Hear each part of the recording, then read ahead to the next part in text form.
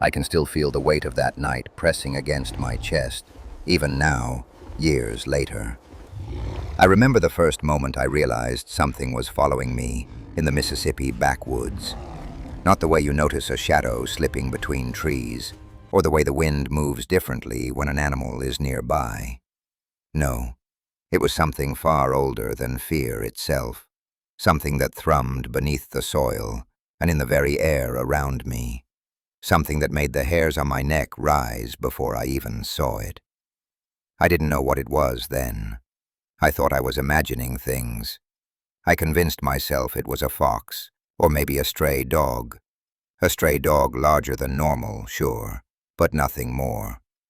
I told myself this over and over as the nights stretched on, as the isolation deepened, as the oppressive quiet of the swamp swallowed me whole. But I was wrong, dead wrong. And by the time I realized the truth, it was already too late. I should start at the beginning, though, because nothing about that night happened in isolation. Nothing ever does. It began the summer I left home. My family's place near Jackson had grown intolerably small. The kind of small where walls feel like they're pressing in on you, not just physically, but morally, emotionally, spiritually. My father had always been a man of few words, but he had a way of making every silence feel accusatory. My mother, fragile in the kindest way possible, had given up arguing with him years ago, and I had long since stopped trying to explain myself to either of them. The backwoods of Mississippi had been a lure, a promise of freedom I couldn't resist. I rented a small cabin from a man named Earl, who claimed he'd never had trouble with wildlife out here, though his eyes flickered to the tree line with an odd kind of caution whenever he said it. He brushed it off as superstition, though looking back I see now that there was something he didn't want to talk about, something he already knew. The first week was quiet, almost painfully so. Days blurred into each other, each one a haze of heat, sweat, and the faint buzz of mosquitoes so thick they left a film on my skin. Nights were worse. The woods, which had seemed inviting in the sunlight, became a different world after dusk, an unforgiving, alien landscape where every rustle of leaves, every snap of a twig, felt like a warning. I told myself I was adjusting, that this was normal, that the mind plays tricks when it's alone for too long. I tried to keep a journal, wrote down the sound of animals, the feel of the humidity, the odd shapes of shadows across my cabin walls. But even then, I couldn't shake the feeling that I was being watched, not in the casual way that hikers talk about being watched by deer or raccoons, but in a way that suggested intelligence, patience, and something far more sinister. It started with footprints. One morning I found them pressed into the mud near my cabin. At first I thought it was a bear, but the prints were wrong, too long, too narrow, with fingers that seemed almost human, but ended in sharp claws. I compared them to my field guide, laughed nervously at my own paranoia, and tried to move on. That evening I heard the first growl, a low guttural sound that vibrated through the ground and into my chest. I froze, listening. The noise came again, closer this time. I whispered to myself that it was a stray dog, a coyote maybe, but even as I said it, the rational part of me felt the lie in the words. This was no ordinary animal. The growl had intent behind it. It was aware of me. Sleep became impossible. I would lie in my bed, staring at the ceiling, counting the seconds between the growls and the footsteps. I started keeping a baseball bat by the door, a habit that made me feel ridiculous during the day, but essential at night. I learned to differentiate between the sounds of normal wildlife and the sounds that were wrong, those that carried a rhythm too deliberate to be random. My camera, which I'd brought to photograph birds and the occasional deer, suddenly became a tool for survival. I set it outside the cabin, hoping to catch the intruder, hoping to prove to myself that I wasn't losing my mind. The pictures came back empty at first, nothing but shadows and leaves. I told myself that the wind had moved the branches, that the lens had caught stray moonlight. But then I saw it. Not in a photograph, not at first in full, just a glimpse. A silhouette slipping between two trees, impossibly tall, broad-shouldered, moving with a predatory grace that made my stomach knot. I froze. My camera, balanced precariously on a stump, trembled as I lifted it. I focused. The creature stopped, tilted its head, and stared. And I swear to this day, I felt it stare not with eyes, but with cognition, as if it was weighing me, understanding me, anticipating my next breath. It vanished before I could react. That night, the growling was closer. It circled the cabin, patient, deliberate. I could hear the shifting of leaves, the crunch of the ground under its weight. My heart beat like a drum in my ears, and I tried to tell myself that maybe it would leave, that it had only been curious. But I knew then that it was waiting, watching, planning. I whispered to myself that this was my fault, that the isolation had drawn it, that my arrogance in thinking I could conquer these woods had led me here. I didn't sleep. I just sat, gripping the bat, listening to the forest breathe, listening to the thing that now haunted me. The next day, I tried to leave. My truck, an old rusted Ford, refused to start. The battery was dead, the wiring chewed through. I checked everything twice, thrice, and each time I returned to the same conclusion. Nothing had caused this accident but intention. Someone, or something, had disabled the vehicle. Panic set in, a slow crawl of terror that wrapped itself around my chest like a vine. I packed what I could, food, water, my camera, my journal, and considered trekking out on foot. But the woods had changed. Every familiar tree seemed alien. Every shadow felt like it might conceal the creature. And I knew, somehow, that leaving without understanding it, without acknowledging what I had awoken, was not an option. By the second night, I could no longer distinguish between imagination and reality. The growls and the footfalls had become part of my own rhythm. I caught glimpses of movement from the corner of my eye, dark shapes that melted into the night. The camera caught them occasionally, a flash of a figure, too fast, too large, a blur of fur and muscle. I stopped sleeping entirely, moving from one room to another, always listening, always anticipating. My reflection in the mirror began to look strange, gaunt, hunted, a shadow of the person I thought I was. And I began to write confessions in my journal, the words heavy and dark, because I understood, even then, that this experience would not end cleanly, that it would not leave me unscathed. I felt the inevitability of it, the slow, grinding certainty that the woods had claimed me the moment I arrived, and the creature, whatever it was merely the instrument of my reckoning. I don't remember exactly when I started speaking to it, not out loud, not in conversation, but in thought. I whispered names into the darkness, begged it to leave, offered myself in exchange for my life. The thing didn't answer, but I felt it respond, felt it measure me, weigh my desperation, and I knew, in a way that was horrifyingly clear, that it had already decided. There would be no bargains, no mercy, no escape.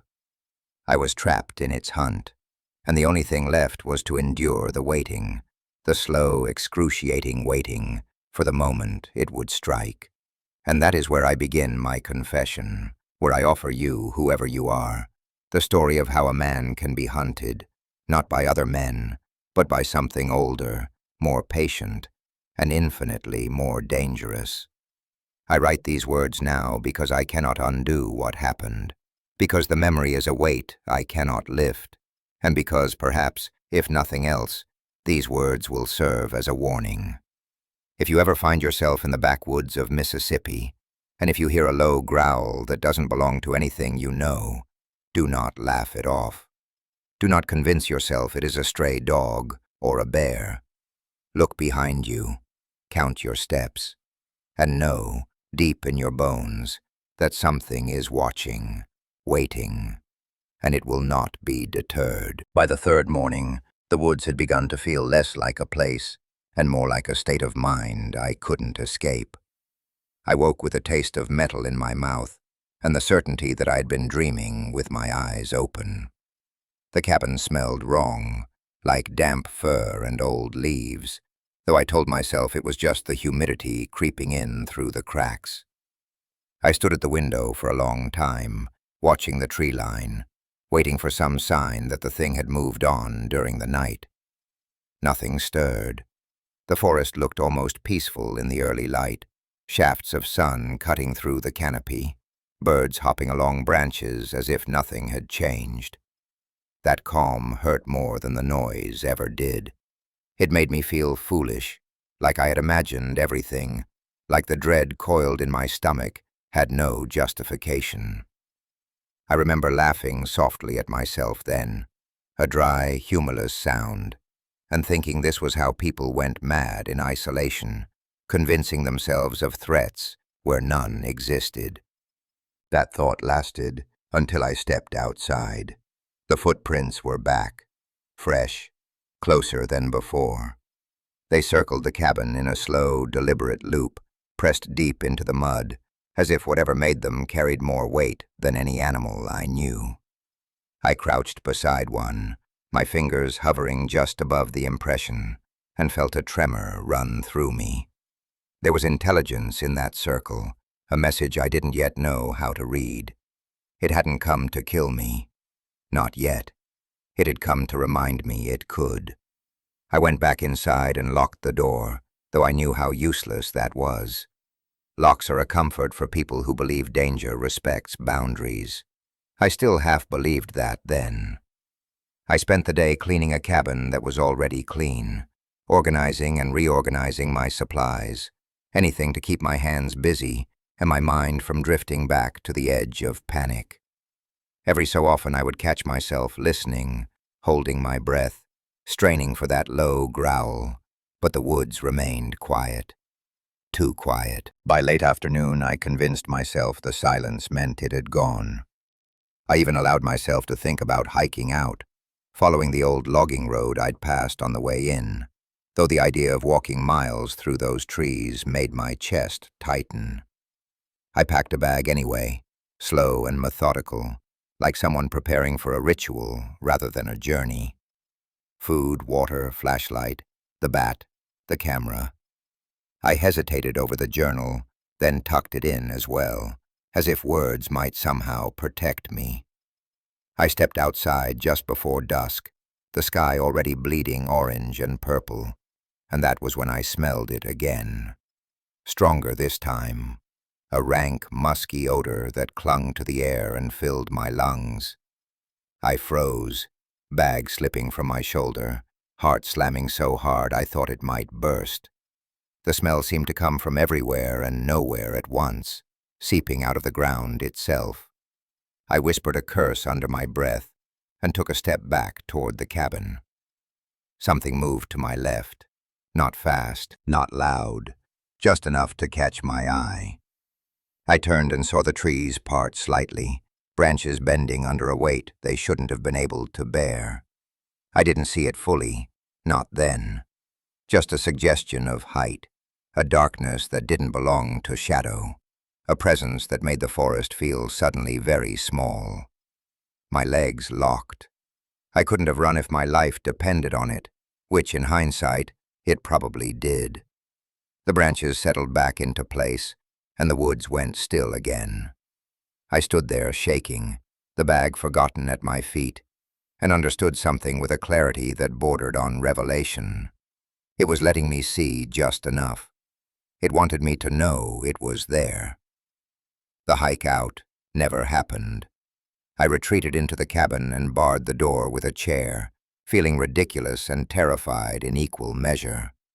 Night fell fast after that, the darkness pressing against the windows like a living thing. The growling started earlier than usual, deep and resonant, vibrating through the walls. I sat on the floor with my back against the door, bat across my knees, and tried to control my breathing. Each pass around the cabin was slow and measured, the crunch of footsteps circling, stopping occasionally, as if the creature were listening for me in return. At one point, it stopped right outside the door. I could hear it breathing, heavy and deliberate, the sound sliding under the wood and into the room. I squeezed my eyes shut and told myself not to scream, not to make a sound.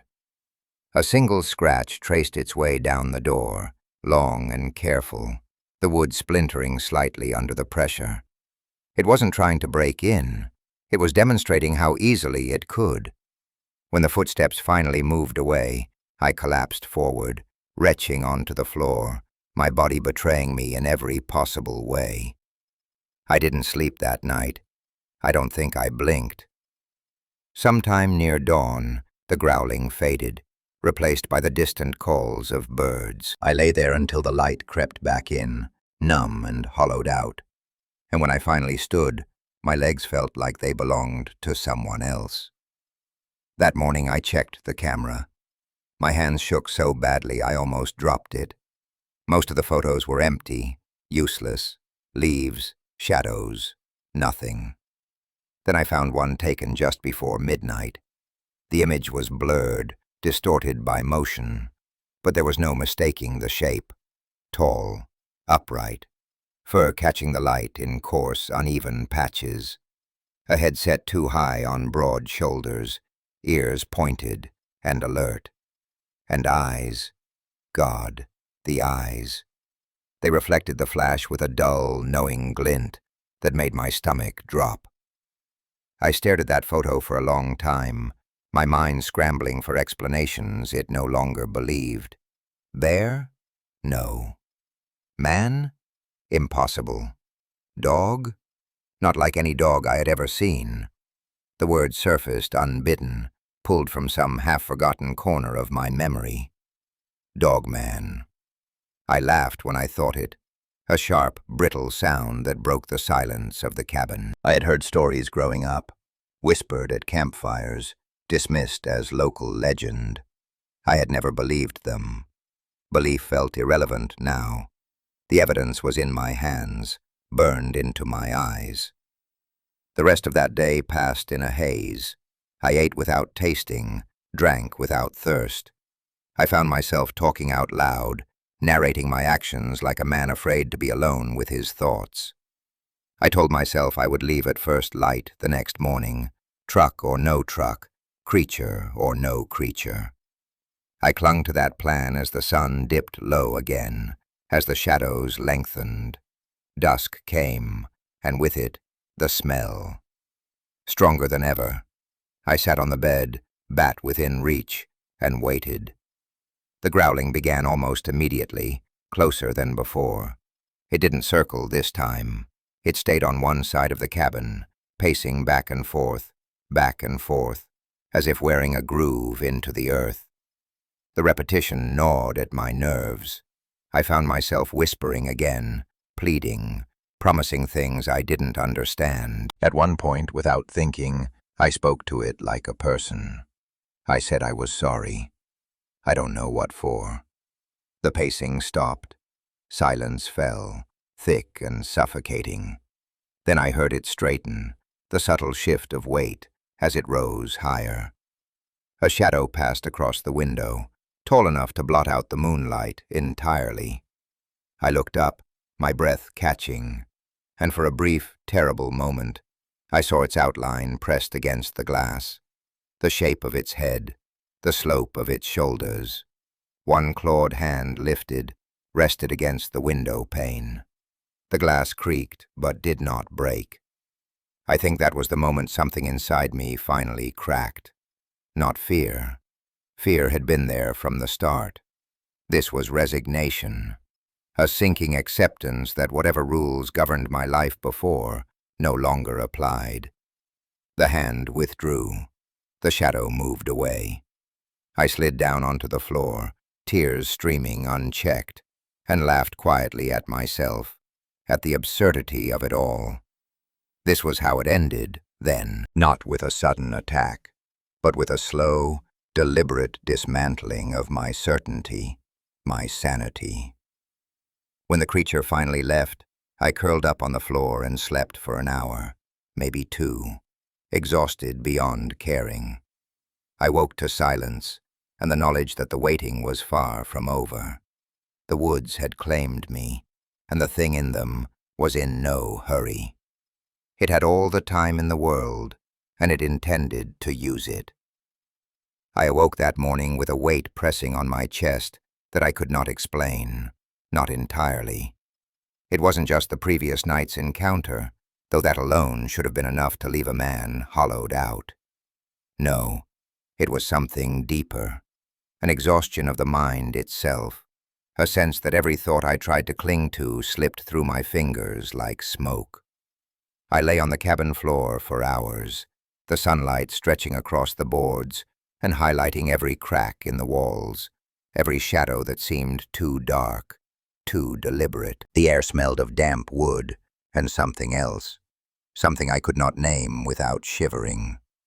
My body refused to move.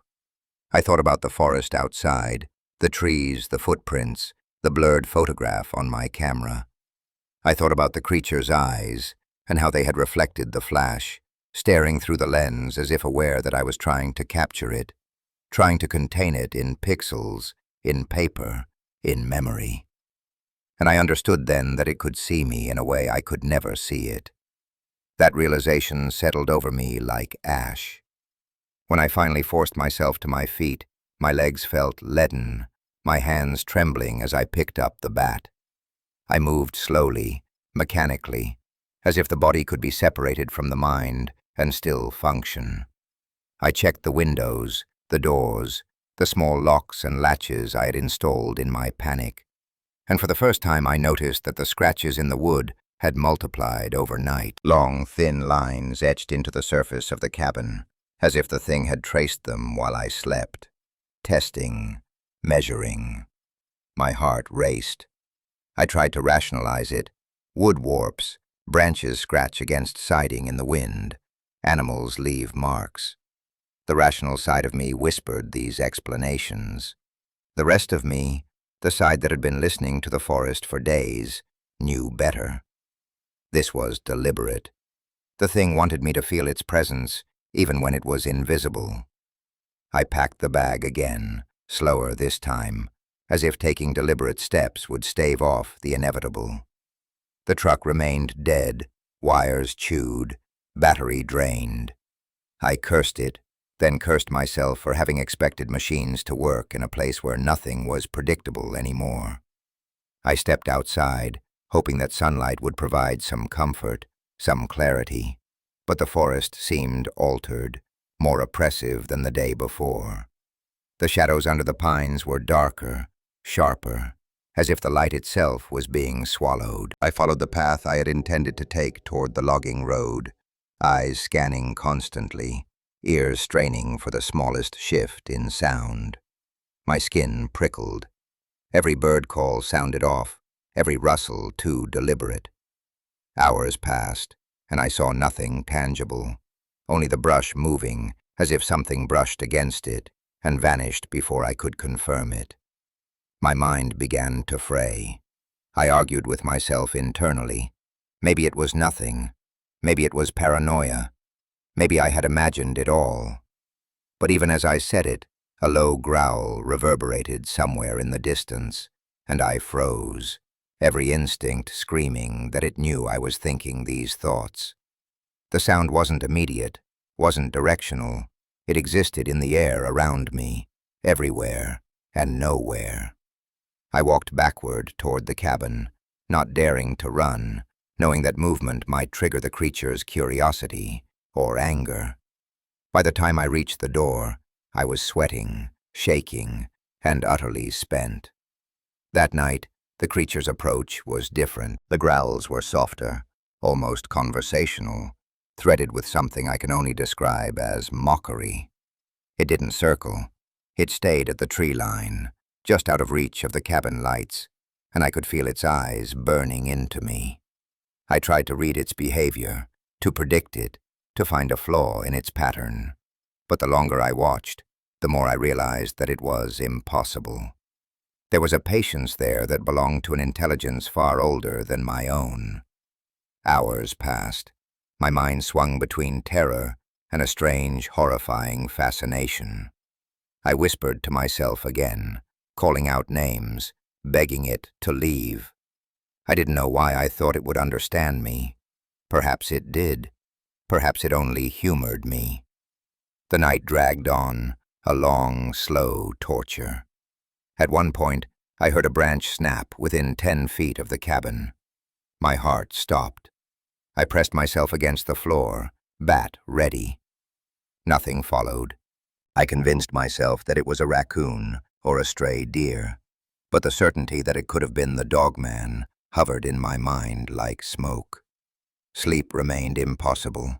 My body ached. My head throbbed. I tried pacing, talking aloud, writing in my journal, even eating, but nothing alleviated the tension. The isolation had begun to seep into my bones, reshaping me, making me smaller, weaker, more susceptible to the forest's manipulation. I noticed my thoughts turning dark, thoughts of surrender, thoughts of ending it, of walking straight into the woods and letting the thing decide my fate. I fought them. Every time they surfaced, I forced myself back to rationality, to observation, to the simple acts of survival. But those thoughts never disappeared entirely. They were seeds planted in the soil of terror, growing quietly while I looked elsewhere. Over the next 2 days, I began documenting everything obsessively: the sounds, the smells, the shadows, the patterns of light, even the air temperature. I photographed every corner of the cabin, every tree within my line of sight. Nothing seemed to help. I began seeing the creature everywhere, in reflections, in the corner of my eye, even in the flickering of my own hands when I raised the camera. It was a slow, consuming dread, like watching water erode rock. My sense of time fractured. Days blended into nights. Hours felt like minutes, minutes like hours. I lost track of what I had eaten, how many times I had moved between rooms, how many times I had whispered apologies or promises I didn't mean. My journal became a litany of confessions, a confession to anyone who might read it later, that I was not brave, not clever, not in control, that I was utterly exposed to a force I could neither comprehend nor resist. Then came the first direct interaction. I had left the cabin briefly, carrying only the bat and the camera, to check the perimeter. The sun was low, casting long shadows, and I felt the familiar prickling of unease that had become my constant companion. I stepped carefully over a fallen log, my breath shallow. The footprints appeared again, closer than before, and I felt that terrible thrill of recognition. It had been here, walking this exact path, waiting for me to notice. I froze, gripping the bat. A low growl came from behind a thicket. My body tensed. My camera slipped slightly from my grasp, and when I lifted it, I saw it, not just the silhouette, but enough detail to confirm every fear. The Dogman stood upright, impossibly tall, muscles rippling beneath coarse fur, eyes fixed on me with deliberate calculation. Its jaw flexed, and I thought I caught a hint of teeth, sharp and yellowed. It tilted its head, a subtle motion, and I felt the weight of centuries of predation behind that gaze. The thing wasn't running. It wasn't hunting in the traditional sense. It was observing, waiting, deciding when I would be ready to act, or when it would act on me. I stumbled back toward the cabin, heart hammering, adrenaline burning in my veins. My hands shook so violently that I nearly dropped the bat. I entered the cabin and slammed the door behind me, pressing my body against it, trying to convince myself that it could not breach the threshold. I listened as it moved outside, pacing, circling, growling softly. Then came the scratches, long and precise along the wood, accompanied by a low thrum, almost like a heartbeat. It lingered there for hours. I could do nothing but sit and listen, feel my own heartbeat pound against my ribs, and pray that it would move on. When the first rays of dawn finally crept through the windows, the creature had gone. But the terror it left in its wake was not so easily shaken. The days that followed were a blur of vigilance and paranoia. I began marking the trees around the cabin, measuring the depth and spread of its footprints, noting the times it appeared to strike the mud. I tracked patterns in the growls, trying to decipher any logic in its movements. There was none that I could perceive, only patience, observation, and the unspoken threat of violence. I began to talk to myself more, narrating my movements aloud, recounting my thoughts in full sentences, as if the act of speech could anchor me to reality. The lines between observation and confession blurred. Every breath I took, every glance at the forest, every step I made felt like a negotiation with the inevitable. I began dreaming of it, too. Tall, dark figures stalking me, always just beyond reach, always intelligent, always patient. I woke from those dreams gasping, drenched in sweat, convinced that it had followed me even there. By the end of that week, I had stopped trying to leave. The truck remained useless. Walking into the woods felt like inviting death with open arms. I had no allies, no escape, only the cabin, the forest, and the Dogman. I felt smaller with each passing day, less capable of defending myself, less able to maintain the illusion of rationality. And yet, a strange curiosity had begun to take root. Not admiration, not affection, but a desperate need to understand, to witness, to catalog the intelligence that moved behind those eyes, the purpose behind those growls, the patience behind every step it took in the mud. I told myself this was research, observation, survival. But deep down, I knew it was more than that. It was obsession. On the 8th night, I decided to test its limits. I stepped outside, flashlight in hand, bat ready, and called out softly. My voice trembled. "I see you," I said. The forest responded with silence at first. Then the growl came, not from one direction, but all around, reverberating through the trees. I felt the weight of it pressing into me, a presence I could not define or evade. A branch cracked behind me. I whirled, flashlight sweeping the darkness, and caught a glimpse of movement, tall, broad, impossibly fast. It retreated before I could focus, but I felt it, a living shadow, acknowledging me. I spoke again, whispering apologies, confessions, promises of leaving, of surrender. The growl continued, soft and rhythmic, like a heartbeat in the soil beneath me. I returned to the cabin slowly, never turning my back, knowing that each step was observed, measured, and stored in memory for some future reckoning. By the time I collapsed inside, utterly spent, I understood something I could not have articulated before. The Dogman was not merely an animal. It was a force. It was time itself, patience incarnate, the forest's judgment made flesh. I was trapped not because I was cornered or hunted in the conventional sense, but because I had entered a world I could never leave, a world that measured life and death on a scale beyond comprehension. And yet, I remained, compelled by terror, obsession, and a dark, inexplicable fascination. I had begun the slow process of surrendering to the inevitability that would define my next days, weeks, perhaps months, however long it intended to hold me in this suspended state of dread. I wrote these words in my journal later, the pen shaking in my hand, trying to capture the ungraspable essence of what I had witnessed.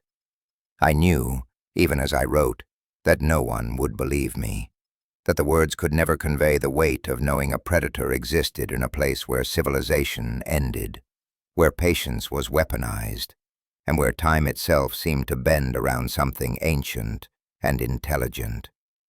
I wrote anyway, because writing felt like survival, because confessions are sometimes the only way to maintain a semblance of control, because in the end, someone, anyone, might need to know what happened here, what I endured, and what waits in the Mississippi backwoods for those foolish enough to wander too far. By the 9th night, I had stopped counting the days. Time no longer held meaning. Morning, afternoon, dusk, they were indistinguishable, mere markers to measure how long I had existed under this relentless gaze. I moved through the cabin like a ghost, performing the same motions, checking locks, rearranging furniture, pacing the small floorboards, staring through the windows at a forest that had become both a cage and a mirror. My journal had become more than a record. It was a lifeline, each word a fragile tether to sanity, though I could feel my mind fraying at the edges. The Dogman was patient, and in patience it gained power over me. I could not speak of it to anyone, not truly, because the words failed to encompass the enormity of what I was facing. No one would believe that a creature existed beyond legend, that it could wait and watch with a calculated intelligence that mocked every human expectation. And yet I knew. I had seen. I had felt. It was as real as my own blood pumping in my veins, as my own breath that shook with fear and anticipation. I tried leaving again that morning, briefly, under the pretense of checking the perimeter. My backpack contained only essentials: bat, camera, journal, and enough water to keep myself alive for hours. The forest greeted me with an oppressive stillness, leaves unmoving, air heavy with humidity, almost suffocating. Every instinct screamed at me to return to the cabin, yet I took a few careful steps forward. The footprints appeared immediately, pressed deep into the mud, circling me, anticipating my movement. I froze. Their pattern was deliberate, almost ceremonial. I felt exposed, watched, as if the forest itself had become sentient, and the Dogman its manifestation. My heart hammered. Sweat ran down my temples. I tried to reason with myself. This was just a large predator, maybe an unusually intelligent one, and I could escape if I stayed calm. But the rational part of me, the part I clung to like a frayed rope, whispered that reasoning was a trap. The Dogman did not allow escape by chance or cleverness. It operated on a scale beyond fear or logic, and I was prey, however unwilling. I returned to the cabin, moving backward to avoid any sudden movement, and once inside, I barred the door with everything I could push against it. I pressed myself against the wall and listened. The growls came first, low and guttural, vibrating through the floor, walls, and into my very bones. Then came the pacing, deliberate, measured, circling the cabin with a rhythm I could not comprehend. And then the scratches, thin, precise, deliberate, etching marks into the wood like a signature, a claim, a warning. I began speaking aloud to it, naming it in my head, though I knew that gave it too much power. "I see you," I whispered. "I know you're there. I'm not afraid, not entirely." The words sounded hollow, even to me. The growling paused for a moment, almost contemplatively, and I felt, more than heard, the intelligence behind it, weighing, measuring, judging. Hours passed. I could not move. I did not eat. I did not drink. I could do nothing but observe, listen, and wait. The dogman's presence was a constant pressure, a living thing pressing against the boundaries of my perception. I began to notice details I hadn't before: the slight bends in branches, the disturbed patches of soil, the way shadows shifted, even when the sun was high. Each detail felt deliberate, as if the forest itself had conspired to keep me aware of the predator's movements. I felt my mind narrowing, my focus sharpening in ways I didn't understand. Fear became an instrument of awareness, a tool the dogman used without lifting a claw. I realized then that survival was not about fleeing or fighting. It was about perceiving, understanding, acknowledging the rules of a world I had trespassed into unprepared. By the 10th night, I had descended fully into the rhythm of its stalking. I could hear it from any point in the cabin: the growl that started low in my chest, the scratches along the wood, the pacing outside that matched the beat of my own heart. Sleep had abandoned me entirely. I spoke less, whispered less, and began to catalog everything mentally, internalizing patterns, repetitions, intervals between sounds, distances from the door and windows. The dogman was methodical, almost ceremonial in its approach. I began imagining a mind behind the mask of fur and claws, a calculating presence that understood strategy, patience, and fear in ways humans rarely did. Each night it grew bolder, circling closer, testing, marking its territory, reminding me that I was no longer the observer, but the observed. One night, I heard it step lightly on the roof. My breath caught in my throat. I could hear the subtle shift in weight, the flexing of muscles, the deliberate pause. I pressed myself against the floor, bat in hand, praying it would not attempt to enter through the ceiling. The movement lingered, then disappeared, leaving an eerie silence, broken only by the occasional call of a distant owl. I realized then that the dogman was not merely interested in killing. It was teaching, punishing, reminding, exercising control.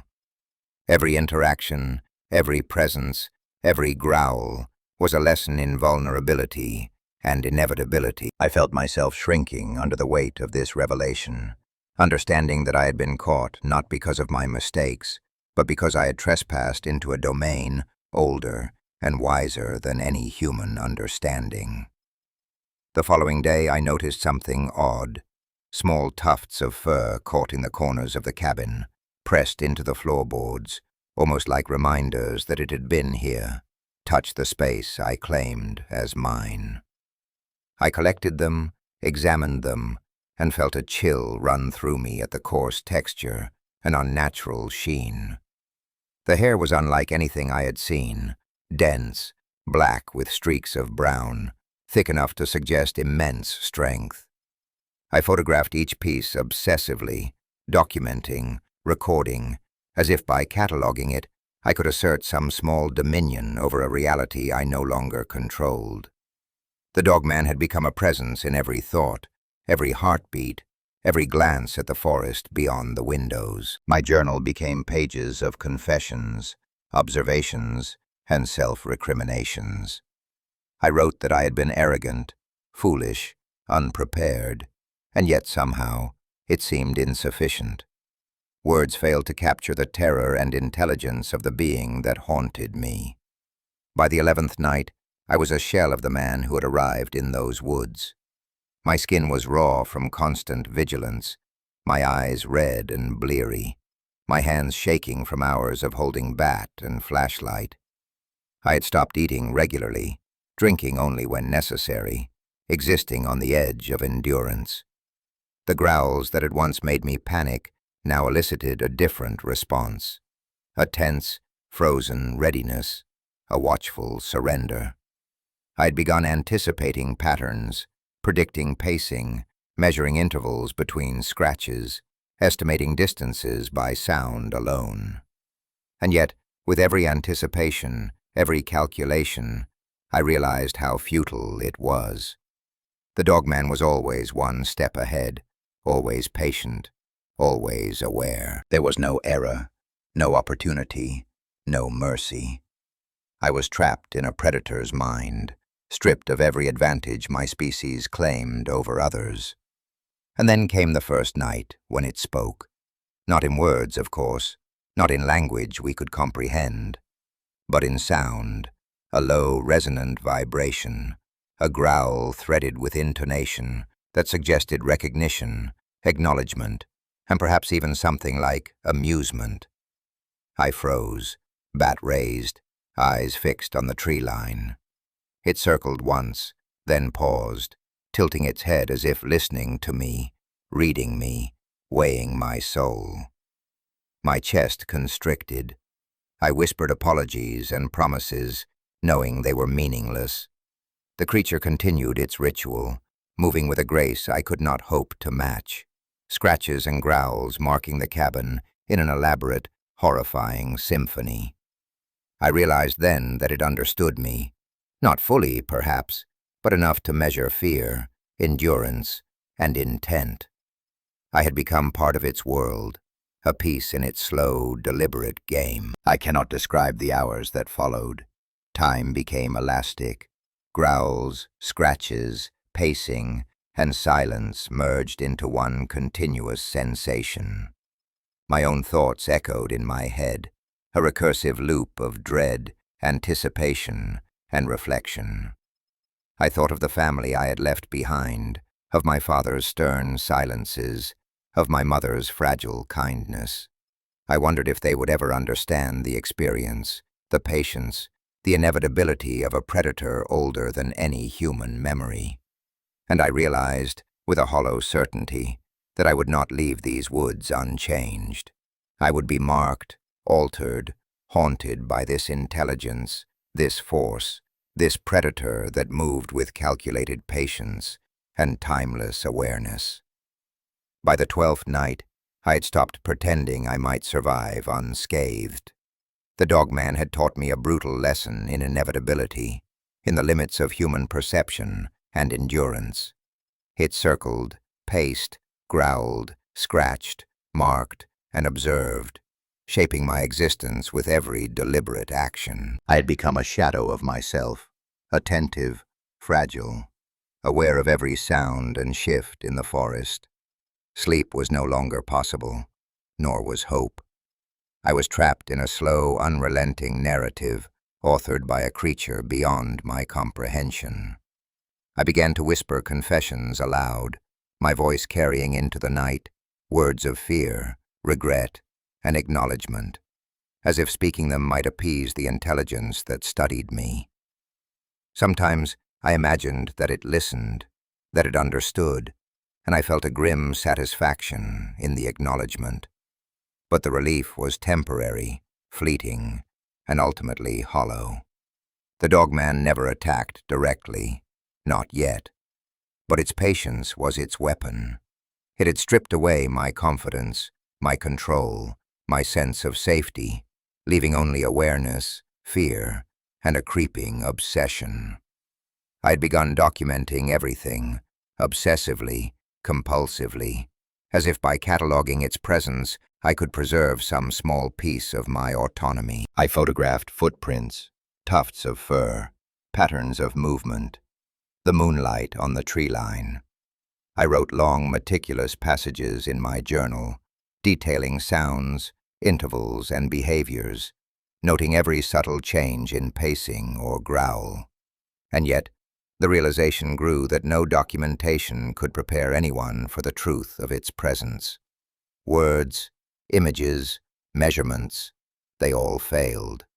Only experience could convey the weight, the intelligence, and the inevitability, and I was living it. By this point, I had begun speaking directly to it more frequently, whispering apologies, confessions, even pleas.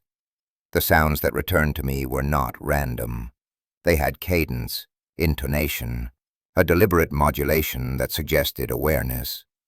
Sometimes, when I was quiet enough, I felt it watching from within the walls themselves, a consciousness that did not belong in any human conception of reality. I could feel its gaze in the darkness, in the air, pressing against my skin, in the spaces between heartbeats. It was the first time I understood the true scale of its patience, intelligence, and power. I was not merely hunted, I was studied, measured, and accounted for. The cabin, the forest, and I had become part of a slow, inexorable experiment in endurance, fear, and submission. And yet, despite every rational instinct screaming at me to flee, fight, or surrender, I remained. I remained because I was compelled by curiosity, by obsession, by the unbearable weight of being observed by a creature that moved beyond fear, beyond morality, beyond time itself. I remained because I understood that leaving, or trying to leave, would not erase the marks it had already placed on me, the lessons it had already imparted, or the inevitable reckoning that loomed ahead. By the end of the 12th night, I was no longer a man who could claim autonomy. I was merely a witness, a confessor, a participant in a narrative written by something older, wiser, and infinitely more patient than any human being. By the 13th night, the isolation had become a tangible weight, pressing against every nerve in my body. I no longer measured time in hours or days. I measured it in the intervals between growls, the scratches along the wood, the moments when the air itself seemed to thrum with the presence of the creature that had ensnared me. I realized then that I had stopped thinking in conventional terms. I no longer strategized in hopes of escape or victory. My entire existence had narrowed into survival, by observation, by acknowledgement, by endurance. Each breath was deliberate, each movement calculated, each heartbeat a silent prayer. I had begun whispering to the creature regularly, calling it names, apologizing, confessing sins I hadn't committed, as though mere words might placate an intelligence I could not comprehend. The forest around the cabin had begun to feel alive in a new way, or perhaps I had become attuned to it. Every rustle, every snap of a twig, every subtle shift in shadow was encoded with meaning, a language I was only beginning to understand. I'd begun to move slowly through the perimeter of the cabin during daylight, watching, listening, marking every footprint, tuft of fur, and broken branch. The Dogman was methodical. Its presence was always felt, whether it was visible or not. It left traces, intentional and precise, like the signature of a mind far older than my own. The patterns fascinated me, even as they terrified me. I documented obsessively, recording every detail in my journal, photographing evidence, trying to impose order on the chaos. But no matter how meticulous I became, the sense of inevitability remained. The Dogman would act when it chose, and I had no control over when that would be. That morning, I discovered something new. A series of shallow depressions in the mud near the cabin. They formed a pattern I could not immediately recognize, yet there was an unmistakable deliberateness to their placement. I traced them with my fingers, feeling the imprint of something heavy, deliberate, intelligent. My hands shook, both from fear and from the realization that the creature was communicating, in a way only I could perceive, through its movements and presence. I whispered apologies into the humid air, feeling foolish, but the act was compulsive, a way to assert some semblance of interaction, of negotiation, with a being that likely had no concept of my words beyond the vibrations they created. That night, I sat by the window with the bat across my knees, flashlight resting on the floorboards beside me. The growls began earlier than usual, a deep, resonant vibration that seemed to emanate from beneath the cabin itself. I had learned to distinguish its presence from the ordinary sounds of wildlife, and I could tell immediately that it was close. Very close. The pacing around the cabin was deliberate, almost ceremonial, each step measured, each pause intentional. I whispered to it again, calling it a name I had invented, something to humanize it, to make it more comprehensible, though I knew that in truth it was beyond human comprehension. The growls shifted, modulated, as if it were listening, reacting, acknowledging my presence, and perhaps even my words.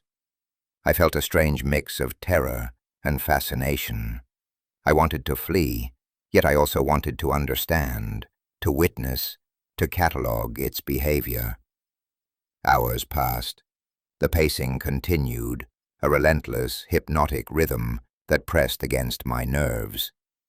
I'd begun to notice subtle patterns in its movements, pauses at certain points, scratches that seemed almost symbolic, intervals between growls that suggested awareness and calculation.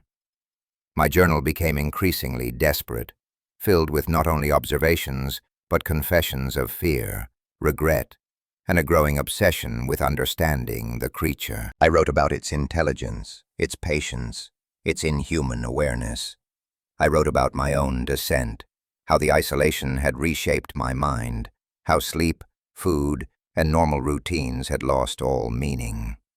I was no longer simply surviving. I was living entirely within the framework of its presence, my existence defined by observation and endurance. By the 14th night, the Dogman had escalated its interactions. The pacing became closer, more aggressive in its intent, circling the cabin with a precision that suggested deliberate testing of boundaries. I could hear subtle shifts in weight as it moved across the uneven ground, the flexing of muscles beneath fur, the occasional snap of a twig that confirmed its proximity. My heart raced continuously. My thoughts were consumed by it. I spoke aloud less frequently, realizing that every sound I made was catalogued, assessed, acknowledged. I had become hyper-aware, existing in a state of tension so intense that even the smallest noise, a bird call, the rustle of leaves, set my nerves alight. I understood with growing clarity that the Dogman was teaching me a form of discipline, forcing me into a relentless awareness of my own vulnerability. I began to notice something unnerving. The creature's presence seemed to manipulate the environment itself. Leaves shifted without wind, shadows lengthened unnaturally, air seemed to thrum with its passage, even when I could not see it.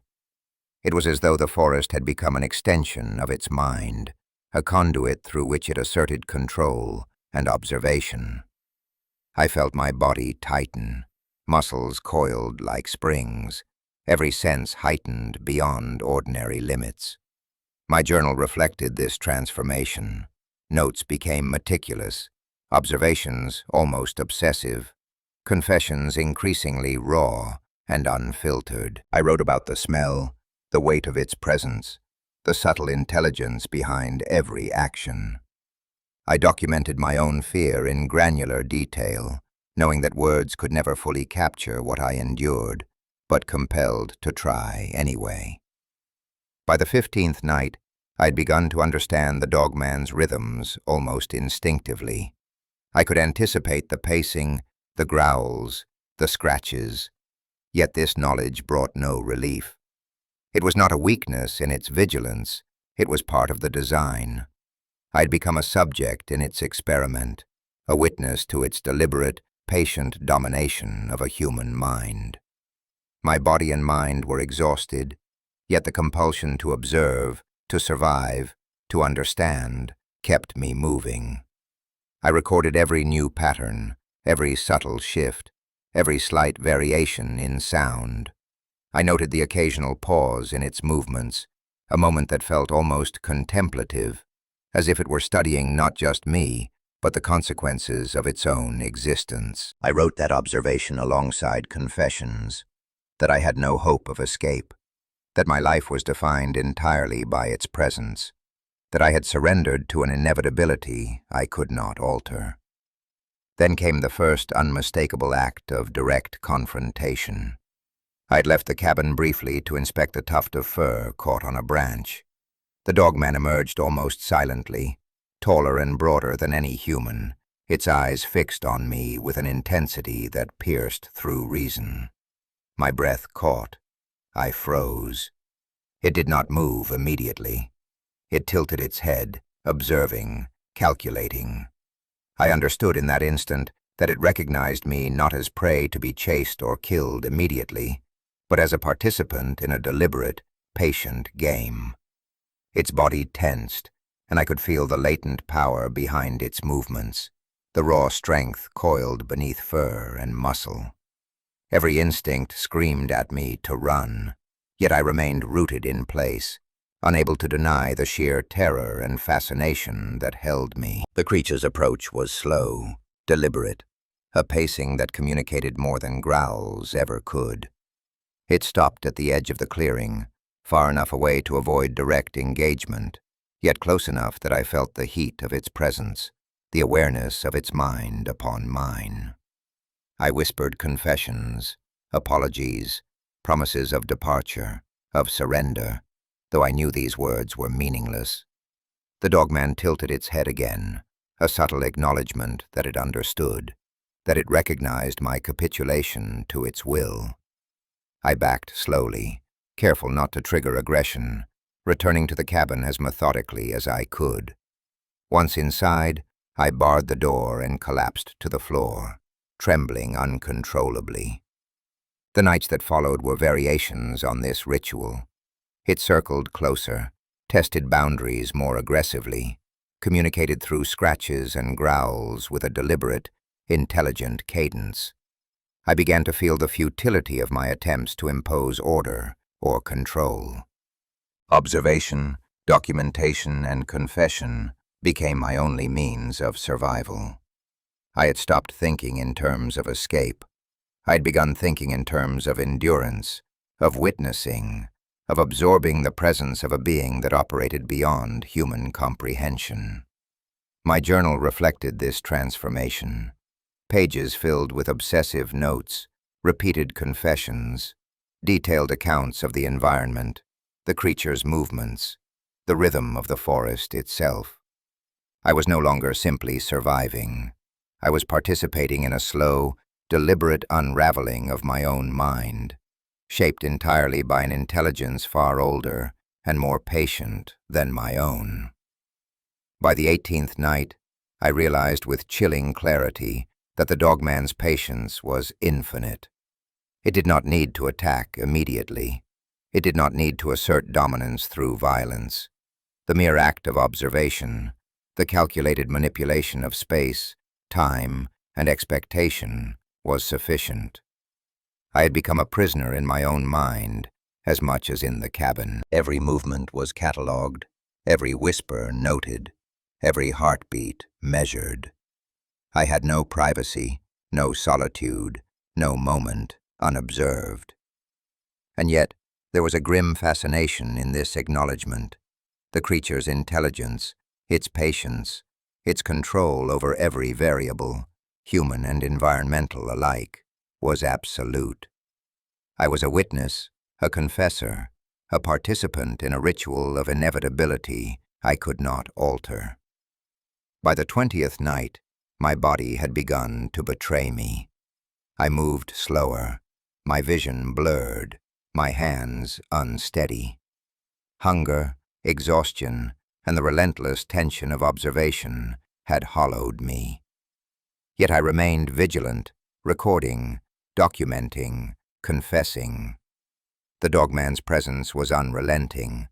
It circled closer, growled with intention, scratched with deliberate precision. I had begun speaking less, realizing that every word, even whispered, could be a thread in the web it was weaving around me. I wrote instead, letting the journal serve as both record and shield, a way to assert some fragile claim to reality in a world increasingly dominated by a presence beyond comprehension. The days and nights blurred. The creature's interactions escalated in subtle, terrifying ways. It would pause longer at certain points, adjust its pacing based on my movements, even alter the timing of its growls and scratches to align with my own rhythms. I began to anticipate its actions, not to gain an advantage, but simply to survive the mental strain of perpetual observation. My journal became a litany of survival, confessions, and acknowledgement. I wrote about the smell of its fur, the sound of its breath, the weight of its gaze. I wrote about the slow erosion of my sanity, the collapse of normal human perception, the realization that I'd been utterly ensnared by a force that required nothing more than patience to dominate completely. By the 22nd night, I had surrendered entirely to the rhythm of its stalking. My existence was defined by observation, endurance, and confession. Every movement, every breath, every whisper was catalogued. Sleep, food, hope, all had become secondary to the ritual imposed by a predator that operated beyond human comprehension. I understood, with a hollow clarity, that I was living within a framework authored entirely by the Dogman. Survival was no longer a goal. Endurance was the only currency.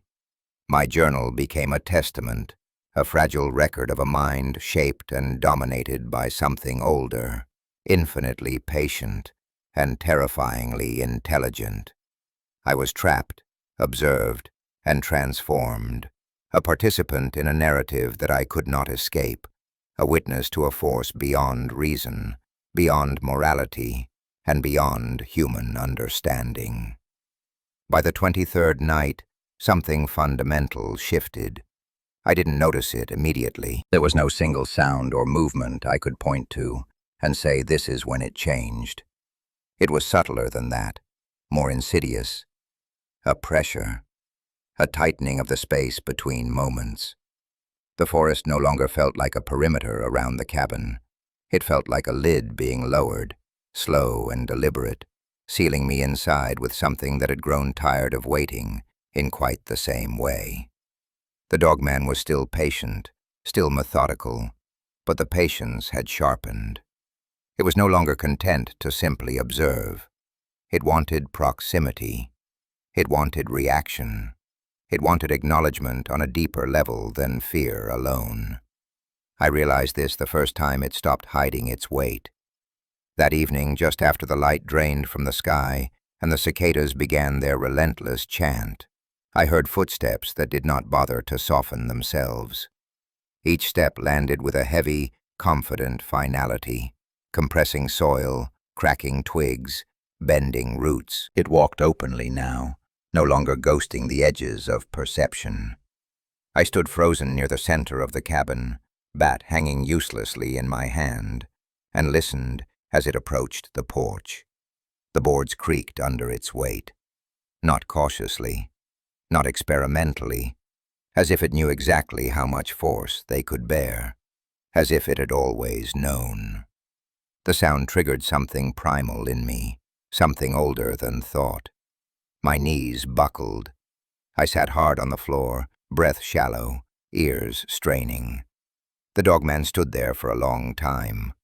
I could hear its breathing clearly now, a deep, steady rhythm that did not quicken, did not betray excitement or effort. It breathed like something entirely at ease, like something that owned the moment. The porch boards creaked again as it shifted its stance, and I realized with a cold clarity that it was standing upright, fully upright, taller than the door, taller than the window frames. The scale of it pressed down on me, making the cabin feel absurdly fragile, like a child's fort pretending to be shelter. It did not try the door. That was what terrified me most. Instead, one long claw dragged slowly along the outer wall, tracing the grain of the wood, following it from one end of the cabin to the other. The sound was unbearable, not loud, precise, intentional. I covered my mouth to keep from making a sound, tears streaming down my face without my permission. The claw stopped directly where I sat inside, as if it could feel me through the wall, as if it knew exactly where I was.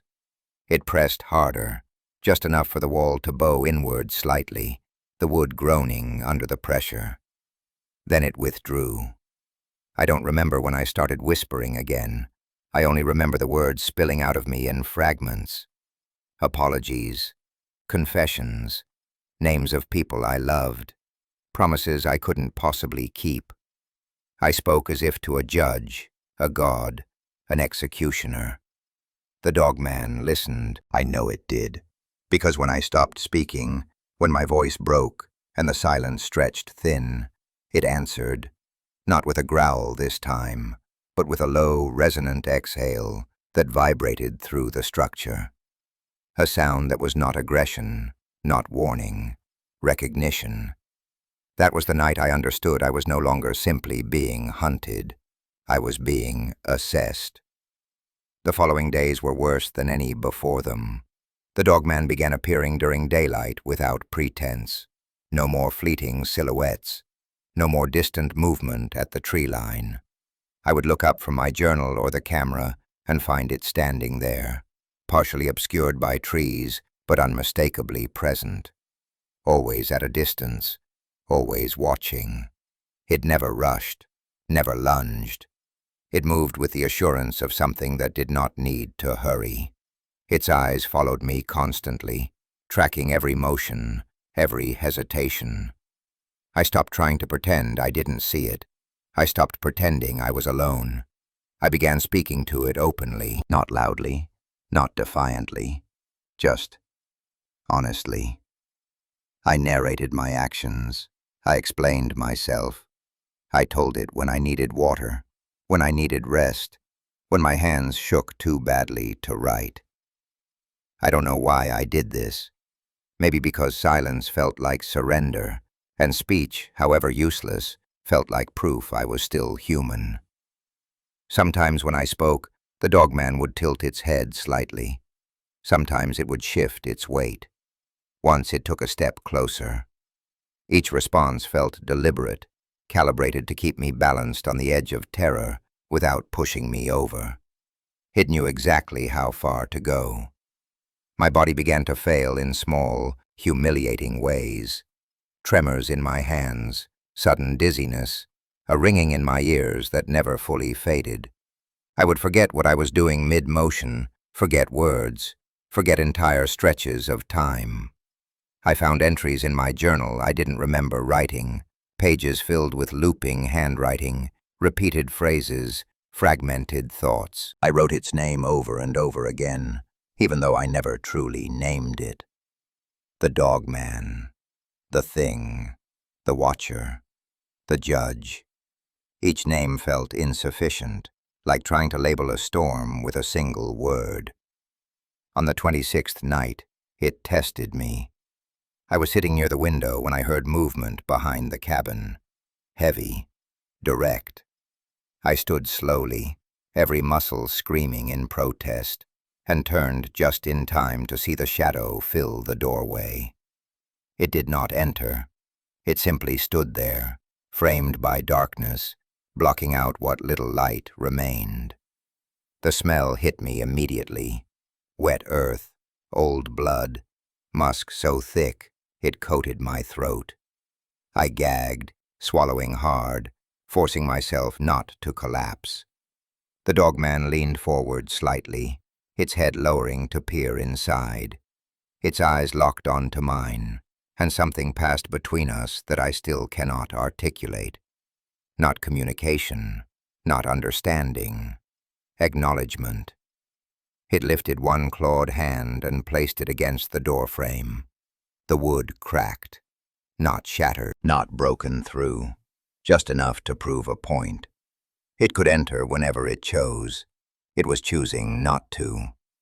The realization hollowed me out completely.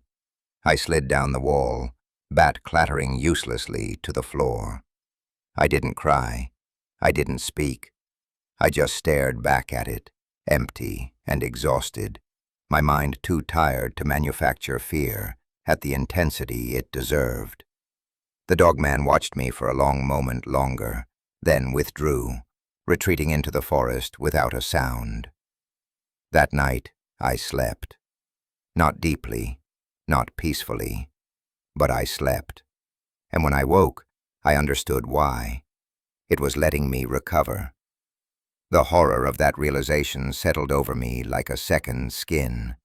The Dogman was managing my endurance, pacing my breakdown, ensuring I remained functional enough to continue whatever this was. I was no longer simply prey. I was a subject, a variable, something to be measured over time. The forest became quieter after that, the growls less frequent, the pacing slower. It appeared less often, but when it did, it came closer, always closer. On the 30th night, it crossed a line I had prayed it wouldn't. I woke to the sound of breathing inside the cabin. Not loud, not rushed, steady, controlled. I froze instantly, heart slamming against my ribs, every nerve screaming. The air felt wrong, heavier, thicker, saturated with that unmistakable smell. Slowly, agonizingly, I turned my head. It stood near the far wall, hunched slightly to fit beneath the ceiling, its outline partially obscured by shadow. It had entered without a sound, without force, without warning. I did not scream. I couldn't. The dogman watched me, unmoving, its eyes reflecting the faint moonlight like dull embers. I felt impossibly small, stripped of every illusion of control. It did not advance. It did not bare its teeth. It simply stood there, sharing the space, asserting a truth I could no longer deny. There was nowhere left to retreat. The cabin was no longer mine. My body was no longer entirely my own. The line between observer and observed had dissolved completely. After what felt like an eternity, it stepped backward, exiting the cabin as silently as it had entered. The door remained intact, no marks, no damage, as if it had never been there at all. I sat trembling until dawn, unable to move, unable to think, replaying the moment over and over again until it etched itself permanently into my mind. From that night on, nothing felt real. The world outside the dogman's presence seemed flat, distant, irrelevant. Food tasted like ash. Water barely quenched thirst. My own reflection felt unfamiliar, my eyes too wide, my face gaunt and hollow. I continued to write, though the words came harder now, tangled and repetitive. I wrote because stopping felt like death. I wrote because someone needed to know that this thing did not simply kill. It reshaped, it eroded, it claimed. I had crossed into a phase of the ordeal I can only describe as aftermath before the ending. The dogman had established dominance, not through violence, but through certainty. It had proven its access, its patience, its intelligence. Whatever came next would not be accidental. It would not be rushed. It would be intentional. And somewhere deep inside, beneath the terror and exhaustion, I felt a grim certainty taking root. The waiting was almost over, and I was no longer sure whether I feared what came next, or welcomed it, just to finally end the uncertainty. By the time the 31st night arrived, I had begun to understand something that terrified me more than the creature itself. Fear, real fear, has a shape. It rises, it peaks, it burns hot, and then either resolves or destroys you. What I was living in now was something else entirely, a colder state, a kind of acceptance that hollowed me out while keeping me breathing. The dogman no longer needed to frighten me to assert control. It had already rewritten the rules of my existence. Every choice I made was filtered through its presence. Every thought bent toward it, whether I wanted it to or not. I woke that morning with the certainty that I was being watched, even in sleep. Not in the way you imagine paranoia works, with imagined eyes and invented threats. This was quieter, heavier, as if some part of me had learned, at a level deeper than thought, that observation was constant. I moved slowly, deliberately, narrating my actions under my breath like a ritual. I no longer did this to comfort myself. I did it because silence felt dangerous. Silence felt like an invitation to disappear. The forest had changed again, or maybe I had. The trees seemed closer together, the shadows deeper, the air thicker. Sound behaved strangely, traveling farther than it should, bending around obstacles in ways that made distance meaningless. I could hear the Dogman without hearing it, if that makes sense. A pressure behind the ears, a subtle vibration in the chest, like standing too close to something massive and alive. It no longer needed to announce itself with growls or movement. Its presence alone was enough.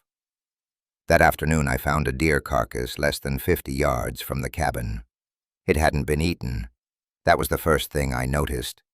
The flesh was torn, the rib cage opened with surgical brutality, but the meat remained largely untouched. The neck had been snapped cleanly, the head twisted at an impossible angle.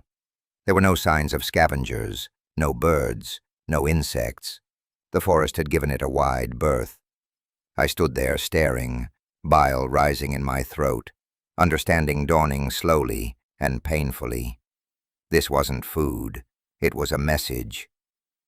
I backed away carefully, never turning my back, every instinct screaming that the Dogman was nearby, watching my reaction, measuring its effect. My legs trembled, but I forced myself to remain upright, to remain present. Inside the cabin, I locked the door and collapsed against it, shaking uncontrollably. I knew then that whatever this was moving toward, it was accelerating. The creature was no longer content with psychological dominance alone. It was escalating the terms. That night, it returned to the porch. Not pacing, not circling, standing. I could feel its weight through the floorboards. The air vibrated with it. I didn't look right away. I couldn't. My body refused.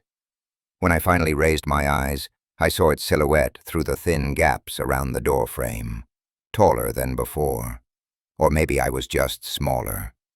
Its breathing filled the space, slow and deliberate. It scratched once, not along the wall, not experimentally. One single deep gouge into the door itself. The wood splintered. A fragment fell to the floor between my feet. I stared at it for a long time. That fragment felt heavier than it should have been, like proof, like a verdict. I picked it up and held it in my shaking hands, knowing that this was intentional, a line drawn. The Dogman wanted me to understand that the boundary was gone, that the cabin was no longer a barrier, only a suggestion. I whispered then, not apologies, not confessions. Thanks. The word slipped out before I could stop it, and the moment it did, I knew something irreversible had happened inside me. I wasn't thanking it for mercy. I wasn't thanking it for restraint. I was thanking it for clarity, for ending the illusion that I still had control. The silence that followed was immense, heavy, deliberate. Then slowly, the Dogman stepped off the porch. The boards creaked as its weight left them, and the forest swallowed it whole. After that, the nights grew quieter. Too quiet. No growls, no pacing, no scratches. Just absence. An absence that pressed against me harder than any sound ever had. I slept in brief, shallow bursts, jolting awake at imagined movements, convinced each time that it was finally coming. My dreams were worse. In them, I was always standing still, while something enormous moved just out of sight, always close enough that I could feel its breath, always patient enough to let me exhaust myself first. On the 34th day, I realized I had stopped keeping track of myself entirely. I didn't know how long it had been since I'd eaten properly. My reflection startled me, eyes sunken, skin gray, posture hunched as if my body had already begun to submit to some unseen weight. My journal entries from the past several days were erratic, fragmented. I wrote the same sentences repeatedly, circling the same thoughts until they lost meaning. I wrote about inevitability, about judgment, about how small I felt. I wrote about how the Dogman did not feel like a monster anymore, but like a force fulfilling its nature. That thought terrified me more than anything else, because it felt true. The next time it appeared, it did so without ceremony. I was sitting on the cabin floor when the shadow fell across me. I looked up and saw it standing just beyond the window, face level with the glass. The distance between us was less than 3 feet. I could see details now I hadn't before. The texture of its fur, the scars along its arms, the intelligence in its eyes, not animal, not human, but something parallel, something older. It did not bare its teeth. It did not growl. It simply watched me. And for the first time, I did not feel panic. I felt examined, measured, found wanting. It stayed there for a long time, long enough that my muscles began to ache from holding still, long enough that my breathing slowed to match its own, long enough that I began to feel myself slipping into a state where fear no longer mattered, where only presence did. When it finally turned away, the loss of that gaze felt like falling. That night, I opened the door, not all the way, just enough to let air in, just enough to acknowledge what had already been decided. I stood there in the doorway, heart pounding, waiting. Nothing happened. The forest remained still. I closed the door again and slid down against it, laughing quietly at myself, at the absurdity of how far I had come. I had stopped resisting. The realization settled over me slowly, like dusk. Resistance requires hope. Hope requires belief in an outcome other than the one unfolding. I no longer had that. I existed entirely in the present tense of the Dogman's patience. Every day felt like a narrowing corridor, guiding me towards something inevitable and final. On the 36th night, it returned inside. Not abruptly, not violently. It simply appeared, stepping through the doorway as if it had always belonged there. I didn't move. I couldn't. It stood over me, its presence filling the cabin completely. The smell was overwhelming. The heat, the sheer mass of it. I felt my body reacting instinctively, heart racing, breath hitching. But my mind remained strangely calm, detached, observational. This was the moment. It leaned closer, its face inches from mine. I could see myself reflected faintly in its eyes. Small, fragile, temporary. It studied me for a long time, then did something I will never forget. It lowered itself, not to attack, to observe me at eye level. The gesture was deliberate, intentional. It wanted me to understand that this was not about dominance anymore. This was about recognition, about acknowledgement. I whispered its name, not aloud, but internally, and felt a strange sense of completion, as if I had passed some unspoken threshold. After a moment that stretched beyond time, it rose again and stepped back, retreating once more into the forest. I remained on the floor until morning. By then, I knew the truth I had been avoiding since the beginning. This was not a random encounter, not a mistake, not bad luck. I had been chosen, not for punishment, not for consumption, but for something far worse. I had been chosen to remember, to carry the knowledge of what exists beyond the edges of certainty, to survive long enough to be reshaped, then released back into a world that would never believe me. The Dogman had not destroyed me, because destruction would have been easy. It had done something far more precise. It had undone me. And I knew, with a clarity that felt like grief, that whatever came next would not be an attack. It would be an ending. The ending did not arrive the way I had imagined endings were supposed to arrive. There was no sudden violence, no explosion of motion or sound to justify the weeks of dread that had hollowed me out. Instead, it came quietly, almost gently, like a final breath released after holding it too long. I woke on the 37th morning with an unfamiliar sensation in my chest. Not fear, not relief. Resolution. The kind that settles when something has already been decided, and all that remains is for the body to catch up. The forest was wrong in a new way. Not oppressive, not watchful. Open. Exposed. The air moved freely through the trees, carrying ordinary smells: pine, damp soil, decaying leaves. Birds called to one another without hesitation. Insects hummed. Life resumed its rhythms, as if nothing extraordinary had occurred, as if I had not spent weeks being dismantled piece by something that should not exist. That normalcy frightened me more than the Dogman ever had.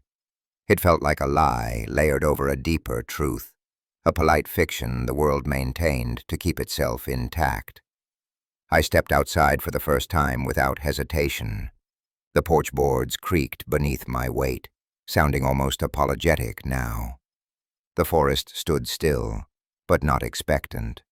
Neutral. Indifferent. I scanned the tree line, waiting for that familiar pressure behind the eyes, that sense of being seen. It never came. The Dogman was gone. Not hiding, not watching. Gone in the way something leaves when it has finished its work. I wandered farther than I had dared in weeks. My legs shook from weakness, but I kept moving, compelled by a need I couldn't name. I followed no trail, only instinct, drawn deeper into the woods until the cabin vanished behind the trees. That was when I found the clearing. It was small, almost unremarkable, ringed by old trees whose roots broke the surface of the soil like exposed bones. The ground at the center was bare, the earth packed down hard, as if something heavy had stood there for a very long time. I knew immediately what it was, where it had stood, where it had watched me from, night after night, deciding when to advance and when to retreat. The knowledge settled into me with a dull finality. This had been its place, its anchor point, and now it was empty.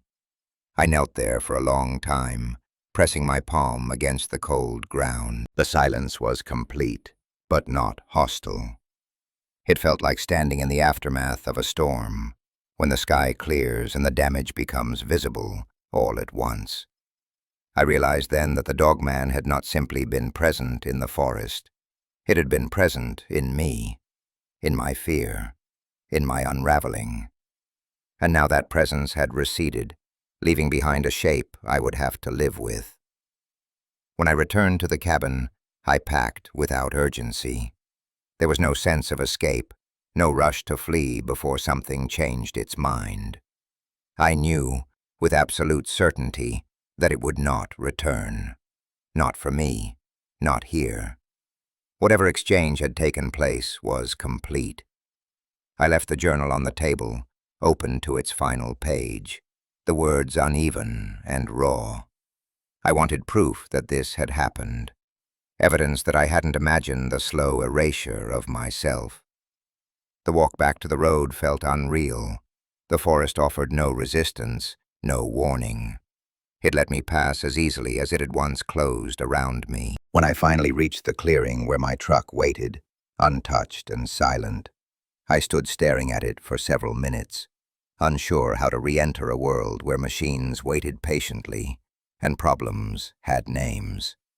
My hands shook as I turned the key. The engine started on the first try.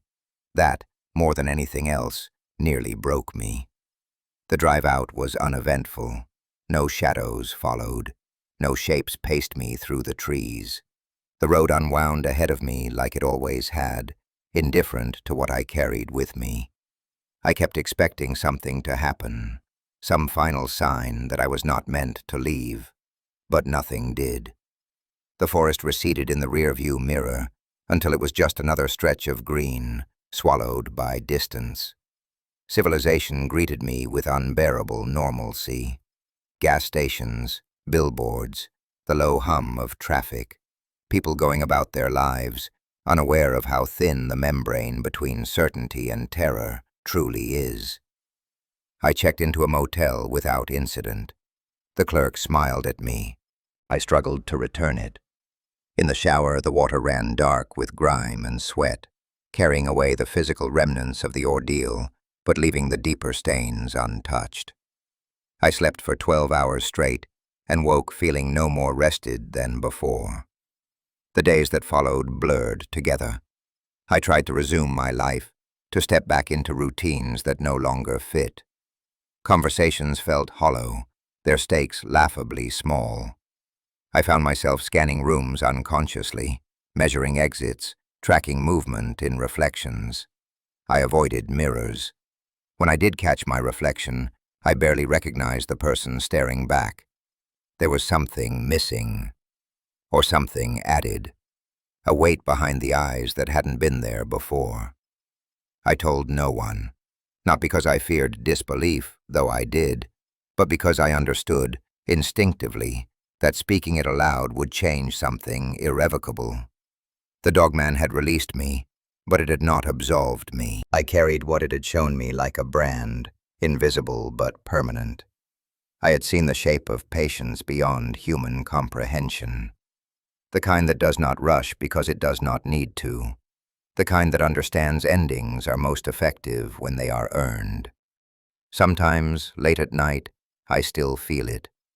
Not the presence itself, but the absence it left behind. A hollow space where certainty once lived. I wake from dreams where the forest stretches endlessly, where I stand in that clearing again, waiting for something that never arrives. In those moments, I understand the final cruelty of what was done to me. I was not spared. I was educated, shown a truth that cannot be unlearned. I am careful now, not in the way prey is careful, but in the way witnesses are.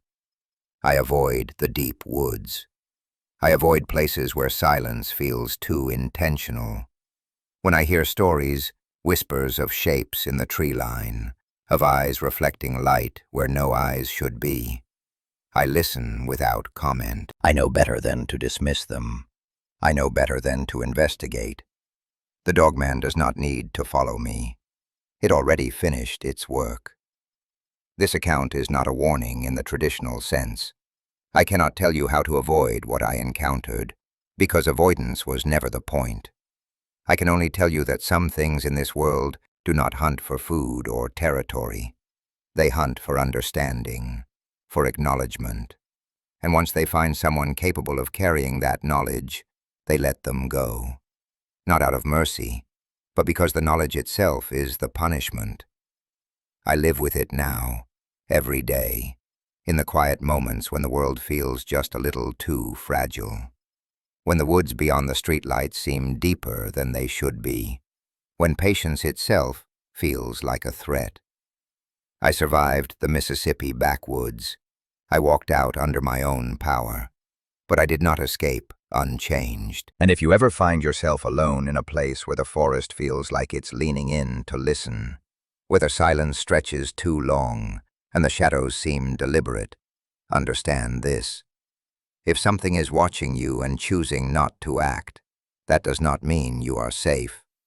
It may only mean you are being allowed to leave. For now.